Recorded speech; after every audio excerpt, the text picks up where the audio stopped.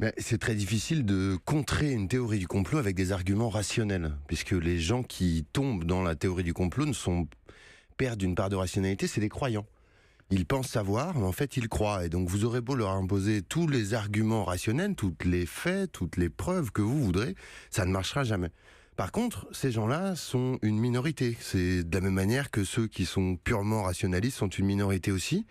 Et le travail qu'on fait, le travail qu'on a essayé de faire avec Spicy, il s'adresse aux indécis, c'est-à-dire à l'immense majorité de nos concitoyens, notamment les plus jeunes, qui sont un peu perdus aujourd'hui, à qui il faut donner des moyens de s'informer. Il y a deux sortes de théories du complot. Il y a 9% des gens qui pensent que la Terre est plate. C'est une minorité, vous avez raison, quoi qu'il suffirait de les amener dans un avion et faire le tour de la Terre pour voir que c'est faux. Mais en revanche, parfois, c'est une majorité. C'est ce qui est inquiétant. 55% des Français pensent que le ministère de la Santé est de mèche avec les labos pharmaceutiques pour cacher au grand public la nocivité des vaccins. Et là, ça devient un problème de santé publique.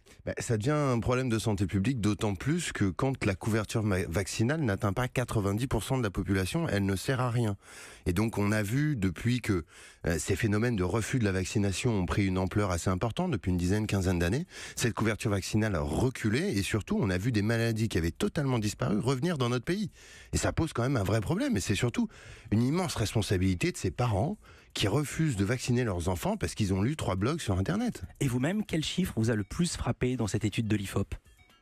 Je dirais que j'ai pas été particulièrement frappé par les chiffres parce que nous, ça fait 3 ans qu'on se rend dans les écoles afin de faire de l'éducation aux médias, de la pédagogie et de l'éveil à l'esprit critique. Et donc finalement, ces chiffres me surprennent pas beaucoup. Je crois que c'est la première fois qu'on a un sondage de cette ampleur sur ces questions. Ça reste un sondage, donc gardons la tête froide par rapport à tous ces chiffres. Peut-être que d'autres sondages vont infirmer ou confirmer ces opinions et ces options.